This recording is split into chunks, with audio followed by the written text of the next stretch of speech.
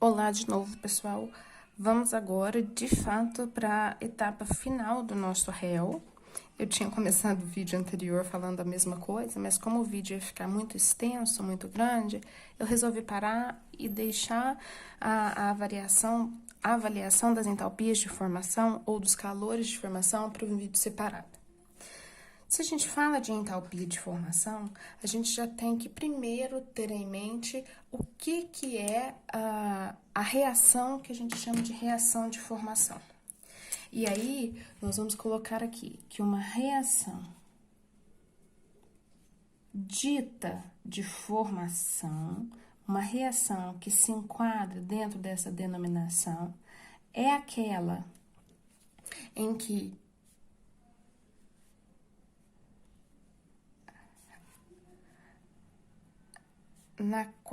em que um e somente um molde um composto, e é o composto que nós pretendemos trabalhar, ele é formado a partir dos seus constituintes, a partir dos seus elementos, só que esses elementos, para que nós possamos trabalhar com a reação de formação, eles necessariamente devem estar dentro daquele estado que a gente chama de estado padrão. Estado padrão, meninos, de forma genérica, é aquela forma, é aquela organização, aquele estado de agregação das partículas mais simples, ou, dito de uma forma, de uma maneira mais formal, é a forma mais estável dos elementos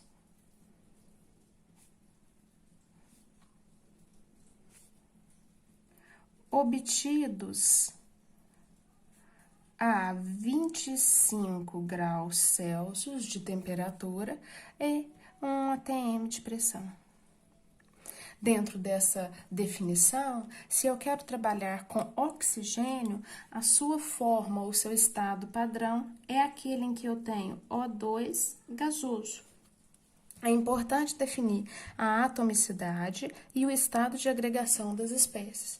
Se eu quero trabalhar com nitrogênio, eu tenho, então, N2 gasoso, Cl2 gasoso, caso eu queira trabalhar com cloro. Não, quero hidrogênio, H2 gasoso. Não, quero bromo, então eu vou ter Br2 líquido.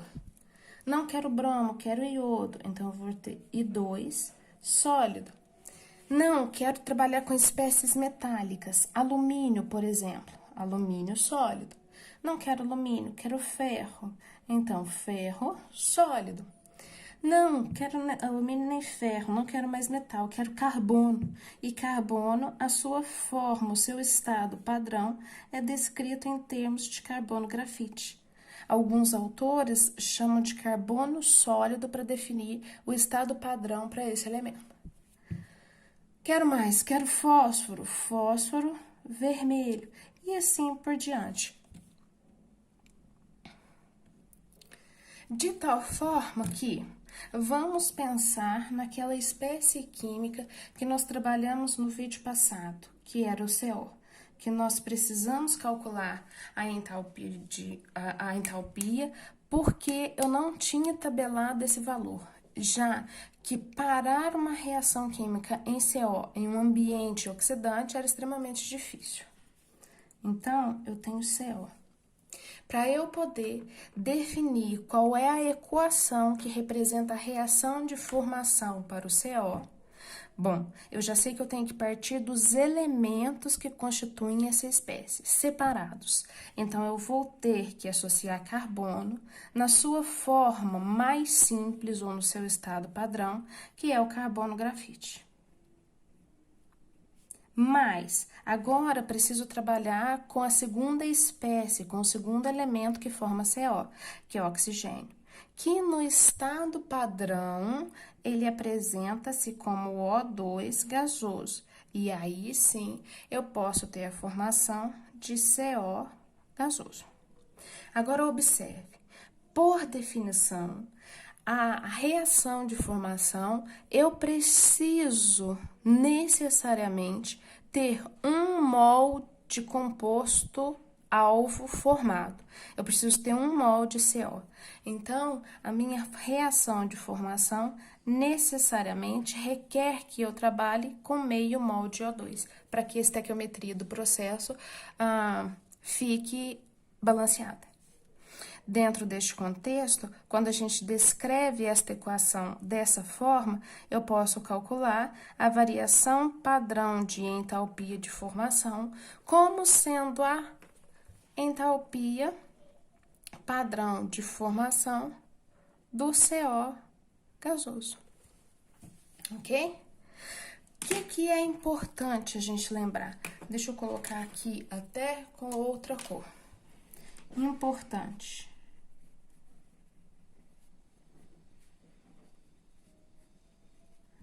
Dois pontos. Quando eu trabalho com os elementos no estado padrão,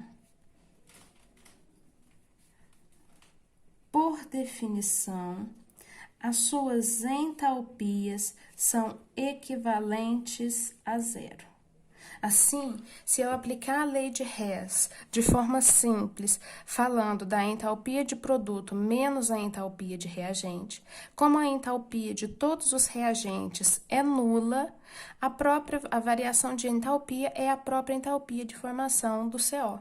Por isso, a necessidade de trabalhar com os elementos no estado padrão. Mas, se os elementos já estão no estado padrão, a gente tem que atentar-se para uma segunda coisa, que é o fato de que, para se determinar, para calcular a entalpia padrão de formação, a variação na entalpia padrão de formação, necessariamente eu não posso me esquecer. Eu tenho sempre que trabalhar com 1 mol do produto, que normalmente é o constituinte que a gente quer avaliar, ok? Diante disso, eu solucionei 2 problemas para que a gente possa resolver de forma ilustrativa e já fixar um pouco do conteúdo que a gente tem. Bom, já deixei o enunciado copiado para que a gente não perca tempo, para que o vídeo fique menos curto. E nessa primeira questão,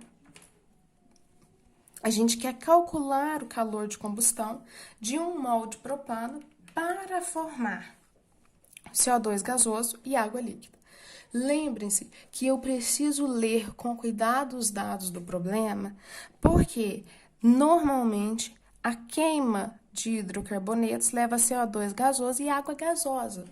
Aqui nesse problema, ele não quer água na fase gasosa, vapor, ele quer água líquida.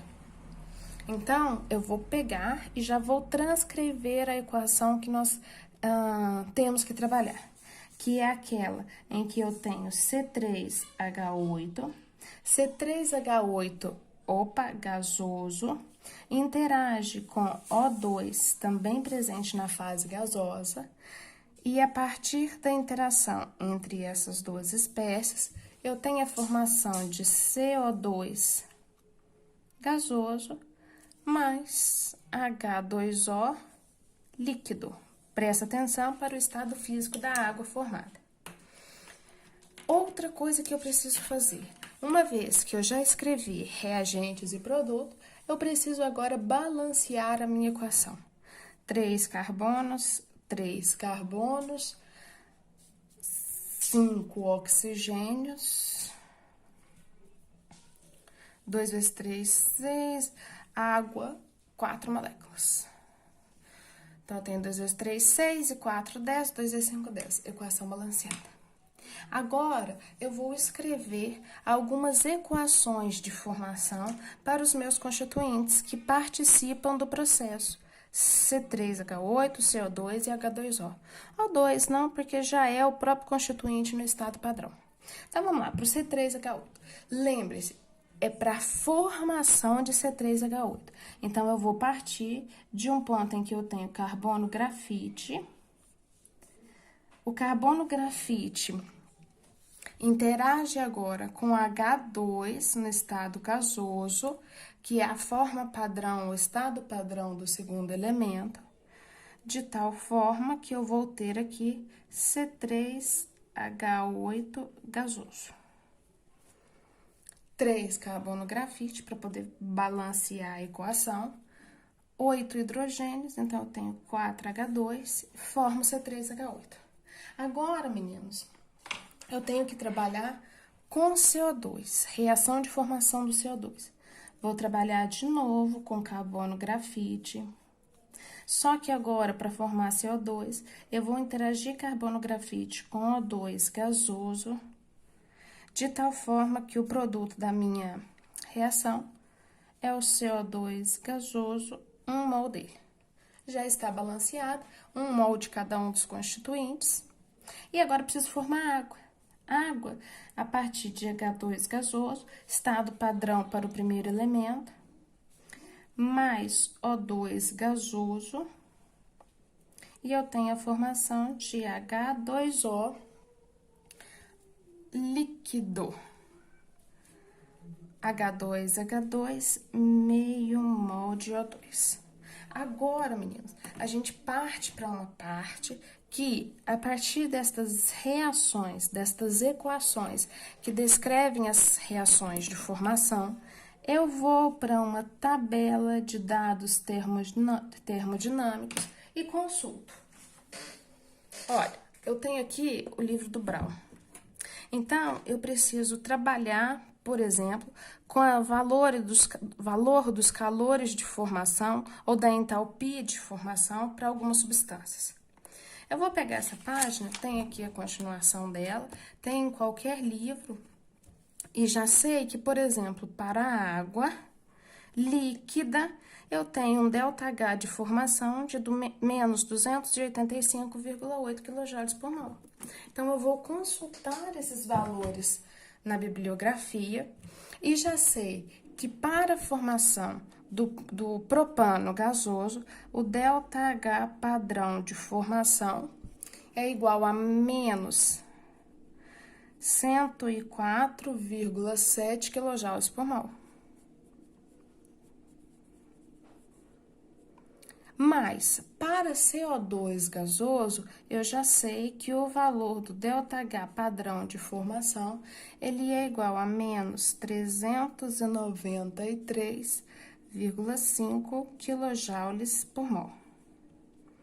Tenho mais. Para a água líquida, preciso olhar o estado de agregação, porque eu tenho calores para a água gasosa, calores para a água líquida. Eu tenho um valor que é igual a menos 285,83 kJ por mol. Agora, o que eu vou fazer? De posse das equações balanceadas com coeficientes estequiométricos corrigidos e dos calores das entalpias padrão de formação de cada um dos elementos, eu vou reorganizar as semi-reações de tal forma que no final eu tenha aquela equação problema que nós temos de combustão do propano. Propano é reagente, então o primeiro passo que eu tenho que fazer é inverter essa equação primeira que está aqui. De tal forma que eu vou ter C3H8 gasoso, sendo agora convertido em 3 carbonos grafite mais 4H2 gasoso. Lembra, lá igual nós fizemos na aula passada, se a equação nesse sentido tem esse valor de ΔH, se eu inverto a ordem, se eu trabalho com a equação inversa, o valor do ΔH padrão de formação permanece o mesmo, exceto pelo sinal que agora é contrário. Então, eu tenho mais 104,7 kJ por mol. Vamos pensar mais. Como produto, eu tenho CO2 e água. não tem carbono grafite como produto, então eu tenho que cancelar esse carbono grafite. E para cancelar, eu vou colocar esta segunda equação na forma que ela está, porque aí eu tenho carbono grafite como reagente e como produto. Carbono grafite mais O2 gasoso. E isso aqui é igual a CO2 gasoso. Tenho também um valor de ΔH padrão de formação. Observem, como eu não inverti a ordem da reação, ele permanece como os 393,5 kJ por mol, com sinal negativo. Mas olha agora uma coisa. Eu mantive essa equação desse jeito porque eu quero cancelar os carbonos grafite. Só que lá em cima eu tenho 3. Então, aqui eu tenho que multiplicar toda a equação por 3. De tal forma que agora todos os constituintes ganham um coeficiente estequiométrico 3. Se eu multiplico a equação por 3, então, obrigatoriamente, eu tenho que também multiplicar o valor de entalpia para este processo também por 3. Agora, vamos. A gente tem C3H8 mais O2 produzindo CO2. Preciso produzir água líquida agora. Vou manter esta equação na forma como está.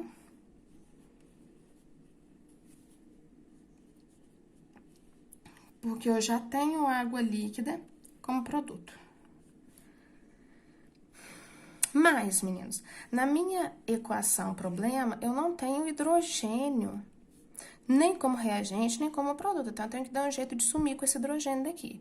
E aí, eu posso cancelá-lo com este outro hidrogênio que é reagente. Só que antes disso, eu vou ter que multiplicar toda a equação por 4.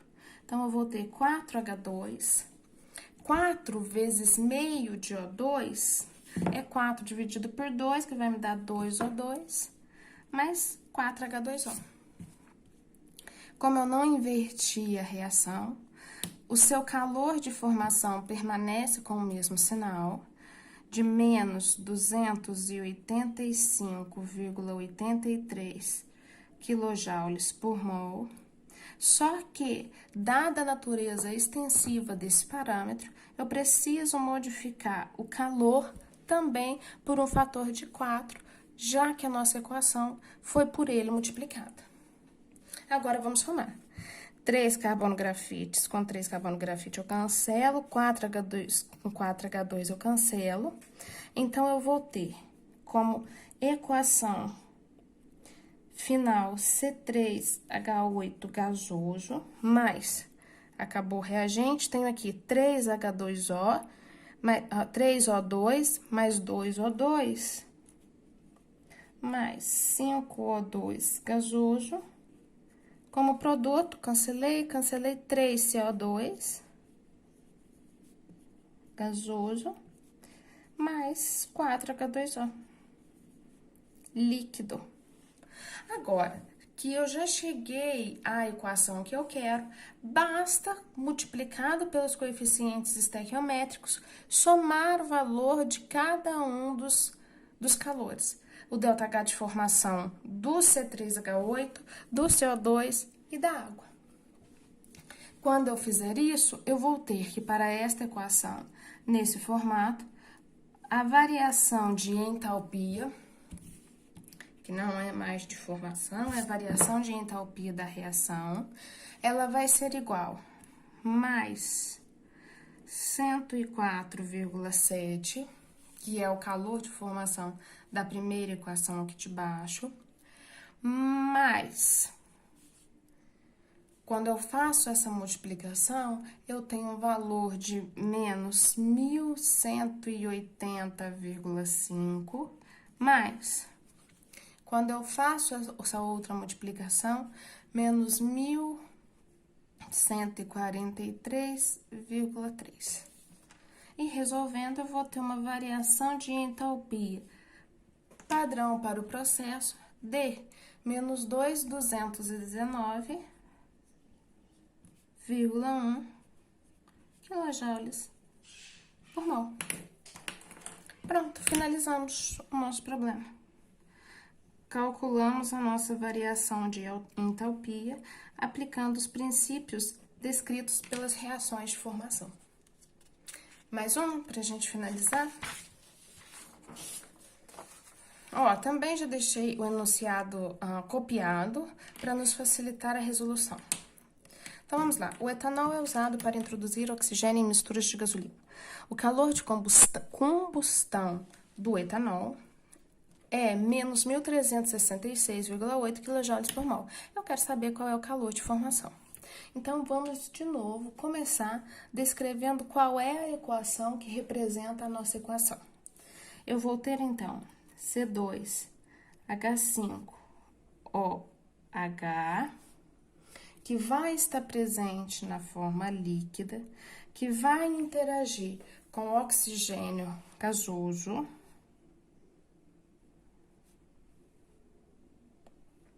e da queima dessa espécie, eu vou formar CO2 gasoso, e como nós vimos no outro problema, nós vamos formar H2O líquido. Para este processo, eu tenho um ΔH de combustão que é igual a menos 1.366,8 kJ por mol. Lembra, agora a gente precisa balancear a equação. C2, eu tenho que ter 2 CO2 ali. Depois, eu tenho ali uma quantidade de 6 hidrogênios, então eu preciso ter 3 moléculas de água para balancear, o que me resulta em 2 vezes 2, 4. 4 e 3, 7. Eu já tenho aqui 3 moléculas de O2, mais uma dali, 7 equações está balanceada. Segundo a lei de Hess, que nós já discutimos, uma das suas aplicações pode ser aquela em que a variação de entalpia de um processo qualquer, ela é dada pela entalpia de produtos menos a variação de entalpia mostrada para os reagentes. Então, vamos lá. Ó, eu vou pegar cada uma dessas espécies que a gente tem, vou lá na tabela e vou calcular, vou pegar quais são os calores de formação para cada uma delas. Deixa eu ver se já está. Por exemplo, eu tenho que para o etanol líquido, conseguem acompanhar? Deixa eu ver se está legível. O calor de formação é igual a menos 277,7 kJ por mol. Bom, vou pegar os calores de formação do CO2 e da água. Deixa eu achar o do CO2 aqui.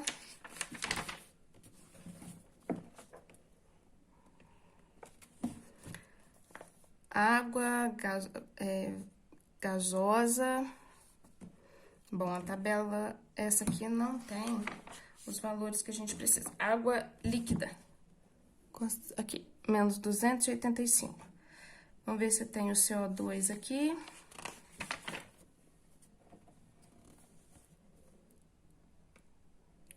Bom, aqui eu não tenho CO2, mas eu consulto uma tabela maior e eu já sei que o valor da entalpia padrão de formação, desculpa, meninos, de formação para o CO2, deixa eu só escrever bonitinho aqui, para o CO2 gasoso, ele é igual a menos 393,5 kJ por mol. Mas vou também consultar qual é o valor da entalpia padrão de formação para água líquida E aí, pelo valor tabelado, eu encontro menos 285,8 kJ por mol. Bom, então vamos lá. Esses são os dois únicos dados que nós precisamos. O que é que nós vamos trabalhar?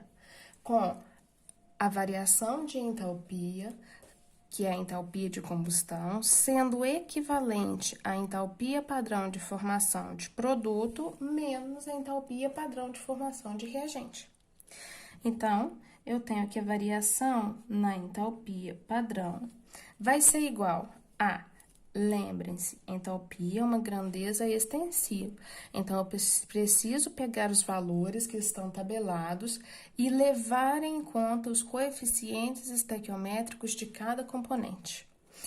Produto, eu vou ter 2, que multiplica a entalpia padrão de formação do CO2, que é menos 393,5, mais, estou trabalhando ainda com produto, tenho água, então 3, que multiplica a entalpia padrão de formação da água, que é menos 285,8.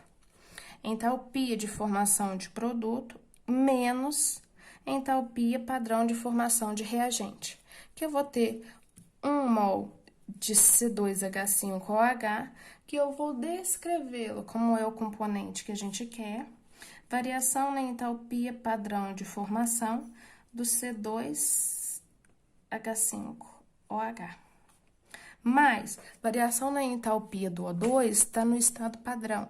No estado padrão é 0, então eu já vou colocar aqui o 0. Agora, vamos começar a resolver. A variação total de entalpia para esta reação que nós descrevemos nos foi dado pelo problema e é equivalente a menos 1.366,8 kJ por mol. Esse valor vai ser igual a menos 787, 2 vezes 393, menos 857,40,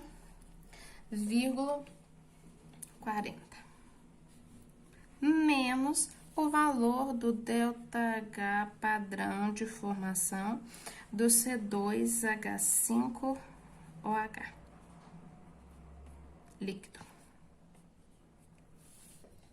Agora, vamos continuar resolvendo.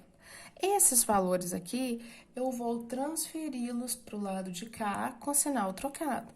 Então, eu vou ter menos 1.366,8 mais 787 mais 857,40, e isso tudo vai ser igual ao menos o ΔH de formação do C2H5OH líquido.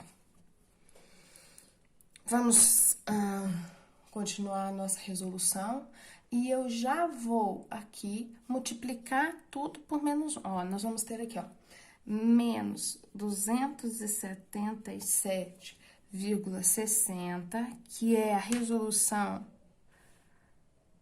dessas três parcelas aqui, e isso aqui vai ser igual ao menos o ΔH padrão de formação do C2H5OH líquido.